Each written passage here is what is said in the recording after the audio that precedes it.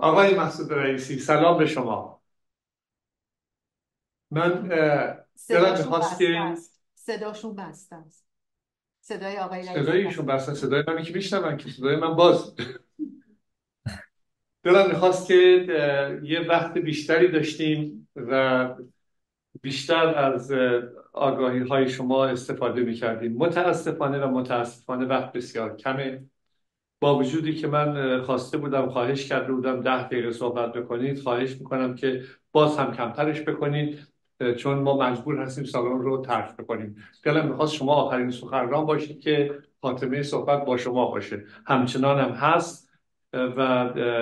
من فقط بگم که مسعود رئیسی بلوچ و اهل استان سیستان و بلوچستان، فعالیت حقوق بشری و سیاسی را از سال 2004 در دوران دانشجویی آغاز کرده. در سال 2014 با توجه به فشارهایی که از سوی نهادهای امنیتی جمهوری اسلامی و بازداشتی هایی که در سالهای قبل صورت گرفته بود مجبور به ترک کشور میشه. هم اکنون در گروه حقوق بشر بلوچستان در حال فعالیت است. علاوه بر این سردبیر وبسایت خبری و تحلیلی رسانک نیز میباشد. خواهش میکنم بفرمایید که هر چقدر میشه. من پادرمیری میکنم 10 دقیقهشون رو صحبت کنن. از دوستمونم خواهش میکنیم که چند دقیقه فقط کوتاه صحبت کنن. میرم الان صحبت میکنم. آها، بعد خیلی سریع. چقدر باید پول بدیم؟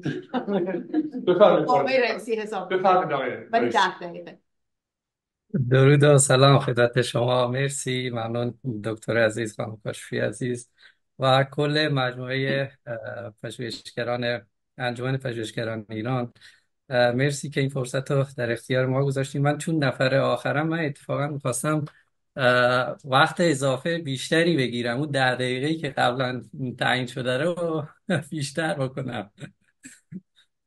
ما پنج عرضم دقیقه دیگه سالن رو باید تحویل بدیم. بفرمایید. من سعی میکنم تمومش کنم. من موضوعی که در واقع چیز کرده بود، آماده کردم که صحبت کنم، در رابطه با فقر تحمیلی حاکمیت و سیاست هایی که در واقع در طول این 4 دهه و حتی قبل اون بوده و هنوز هم ادامه داره و سعی میکنم خیلی زود بخونم که حداقل بتونم به آخرش برسم. علیرغم شعارهای جمهوری اسلامی در حمایت از محرومان و با وجود تاکید قانون اساسی بر برابری حقوق شهروندان، مناطق بلوچنشین ایران و استانهای مانند سیستان و بلوچستان از نظر شاخصهای رفاهی و اقتصادی بسیار محرومتر از سایر نقاط کشور نگه داشته شدهاند.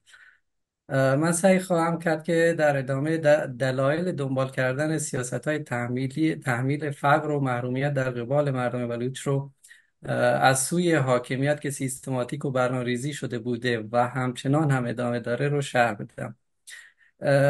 اینها رو نه من به عنوان یک شهروند بلوچ، بلکه بسیاری دیگر از فعالان حوزه‌های مختلف که نسبت به مسائل مناطق دیگر ایران آگاهی دارند نیز شاهد بودند که در 4 دهه گذشته اختلاف فاحش میان مناطق مختلف جغرافیای ایران به لحاظ توسعه یافتگی و سطح امکانات به وجود اومده است. من معتقدم که این اختلافات را هم میتوان به حاکمیت مرکزگرا نسبت داد و هم به نگاه تبعیض‌آمیزی که حکومت جمهوری اسلامی نسبت به برخی از شهروندان به دلیل و تفاوت ملیت، مذهب و غیره اونها داره. بلوچستان سرزمین پهناوریه که دارای پتانسیل های متنوع و گسترده‌ای می باشد. این استان 1100 کیلومتر مرز زمینی با کشورهای پاکستان و افغانستان و صدها کیلومتر مرز آبی با دریای بلوچستان یا همان عمان دارد.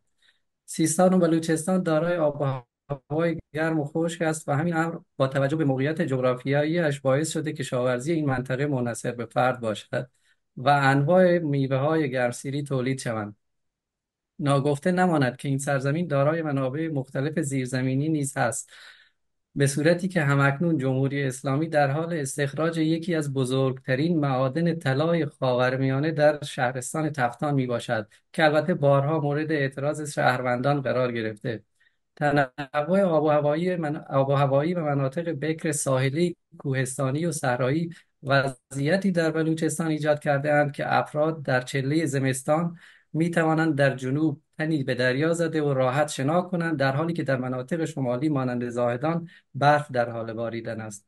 اینها تنها شمه از پتانسیل های قابل توجه در بلوچستان هستند که می توانستند در جهت ایجاد رفاه اجتماعی و اقتصادی مردم به کار گرفته شوند. ولی همه اینها با توجه به سیاست‌های رژیم جمهوری اسلامی ایران از مردم عامدانه گرفته شدند.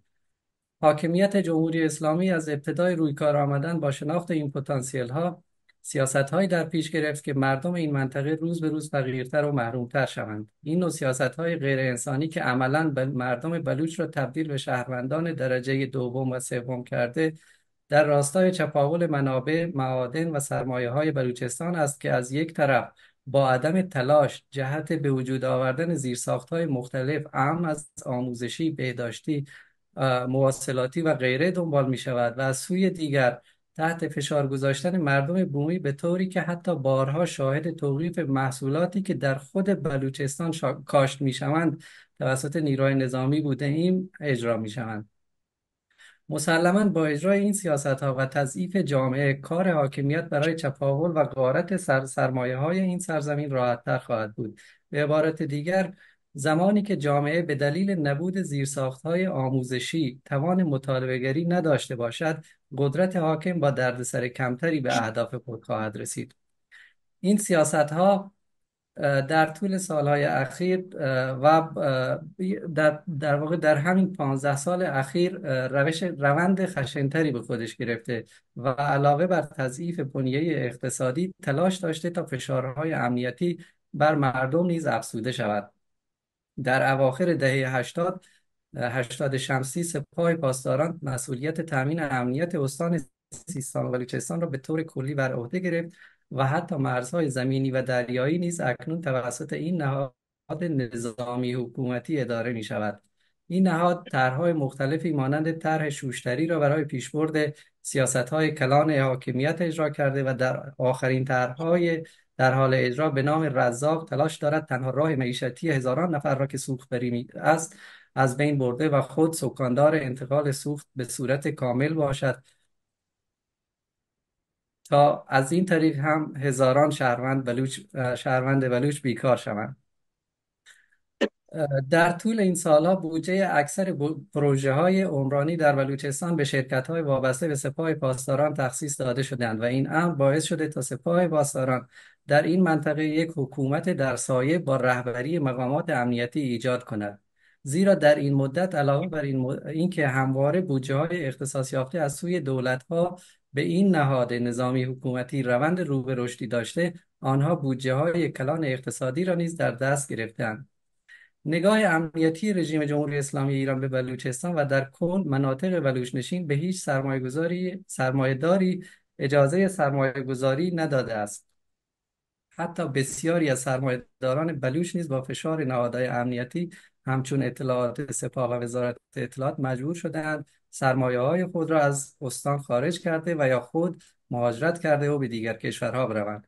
از این رو حاکمیت نه تنها در رابطه با موضوع اشتغالزایی هیچ فعالیتی در بلوچستان انجام نداده، بلکه با ایجاد موانع مختلف باعث شده سرمایه عظیمی از این منطقه خارج شود و نتیجتا نرخ بیکاری در این منطقه همواره روند صعودی داشته باشد، به طوری که در آخرین گزارش مرکز آمار ایران که حدود 2 ماه قبل منتشر شده، نرخ بیکاری در استان سیستان و بلوچستان 12.5% رسیده که البته من شخصا به عنوان کسی که روزانه با 10 نفر در داخل بلوچستان در ارتباط هستم، معتقدم عدد واقعی چندین برابر اون عدد اعلام شده از سوی حکومت است. مسئله دیگر که میتوان در رابطه با سیستماتیک بودن ایجاد فقر و محرومیت در استان سیستان و بلوچستان و همچنین مناطق بلوچ نشین دیگر در جنوب کرمان و شرق هرمزگان اشاره کرد، مسئله مرز هست. حدود 1100 کیلومتر مرز زمینی با دو کشور میتوانست برای ساکنان این منطقه بسیار مثمر ثمر باشد، اما نگاه امنیتی به بلوچستان باعث شده که مرز زمینی نه تنها به عنوان یک فرصت اقتصادی و شغلی مناسب دیده نشود، بلکه آن را یک تهدید قلمداد کرده و از این طریق فشار و سرکوب مردم را بیشتر کرده‌اند. جمهوری اسلامی با سرازیر کردن نیروهای نظامی و امنیتی به بلوچستان، مرز زمینی را که می توانست در جهت اشتغالزایی و انجام صادرات و واردات به کشور استفاده شود، عملا تبدیل به مناطق جنگی کرده است. در شمال استان ایجاد دیوار بزرگ مرزی باعث شده تا مردمی که در آنجا زندگی می‌کردند در میان نبود شغل و کارخانه، زمین‌های آبا و اجدادی خود را نیز از دست بدهند و بیکار شوند، زیرا عدم انجام کارشناسی مناسب و برنامه‌ریزی دقیق برای ساخت محل دیوار باعث شده که زمین‌های کشاورزی مردم منطقه در آن سوی دیوار بمانند که این خود مسبب به وجود آمدن مشکلات و معضلات جدیدی برای این مردم شده است. سالانه چندین نفر به دلیل تیراندازی‌های مستقیم نیروهای مرزبانی به سمت کسانی که ناچار هستند به زمین‌های کشاورزی خود در آن سوی مرز بروند کشته می‌شوند. چند صد کیلومتر پایین‌تر در منطقه سرامان هم مینگذاری‌های سپاه پاسداران بارها باعث شده که شهروندان بلوچ و چوپانان منطقه کشته و زخمی شوند. این را هم باید اضافه کنم که در مناطق مینگذاری شده هیچ علامت و تابلو هشدار دهنده‌ای نیز حتی نصب نشده است. بلوچستان تنها منطقه ایران است که مستقیما به آبهای آزاد جهان وصل می شود، اما مرز آبی نیز به همین صورت در انحصار سپاه پاسداران قرار دارد.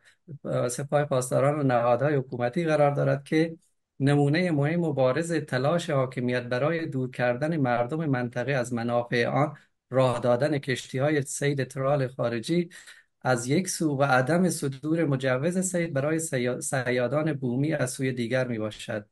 از این رو صیادان بومی که برایشان مجوز صید از سوی شرکت شیلات صادر نمی شود، مجبورند برای انجام صید و امرار معاش به آبهای دوردست رفته که در آنجا خطرات دیگری مانند دزدان دریایی جان آنها را تهدید می کند.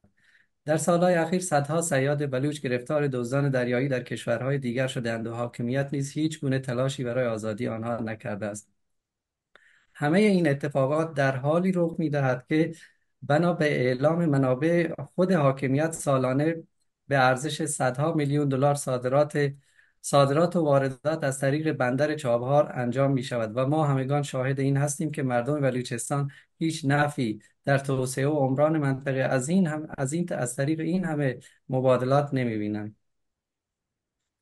آنگونه که در ابتدای صحبت‌هایم گفتم، بلوچستان به دلیل آب و هوای خاص و خاک حاصلخیز دارای پتانسیل‌های بالقوه‌ای در زمینه کشاورزی است.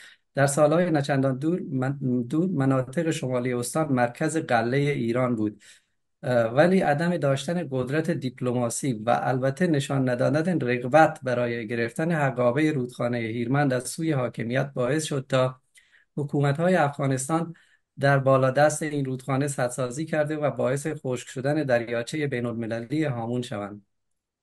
خشک شدن این منطقه منجر به از بین رفتن تنها شغل مردمان این منطقه که کشاورزی و دامپروری بود شد.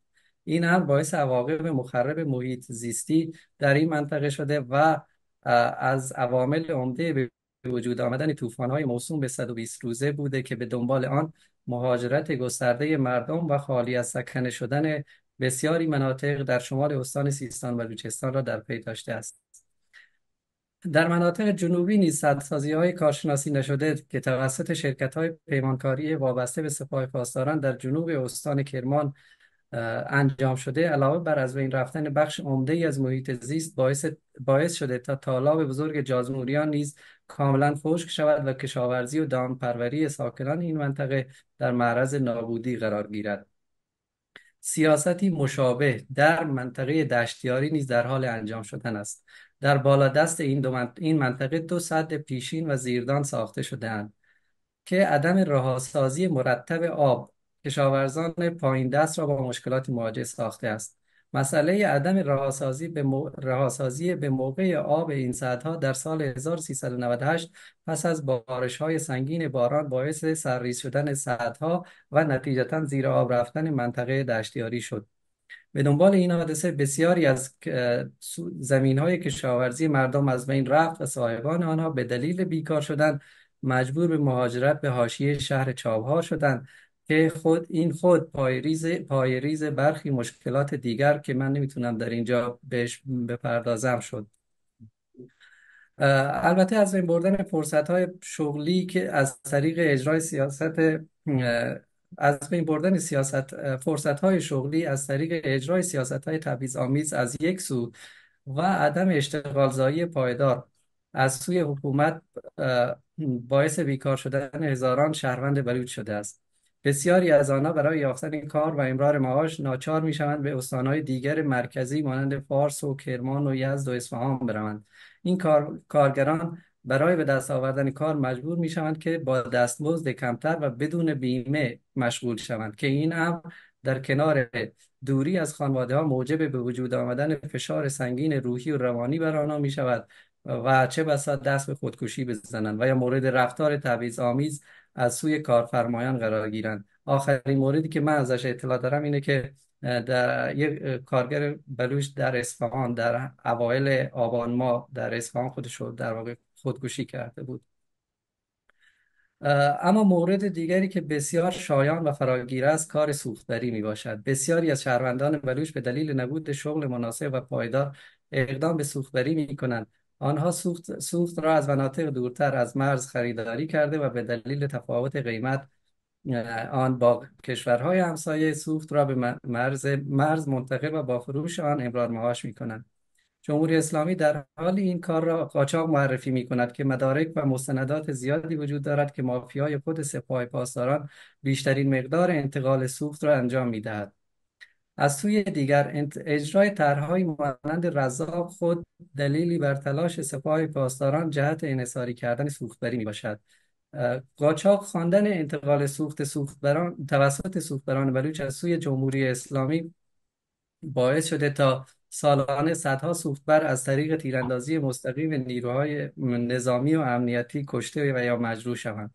در این بین صدها سوختبر نیز به دلیل نبود زیرساخت‌های مناسب مواصلاتی در حوادث جاده‌ای جان خود را از دست می‌دهند که این موضوع آغاز چالش‌های وحشتناکی برای خانواده این افراد است که شاید مجال بیان آنها در اینجا وجود نداشته باشد.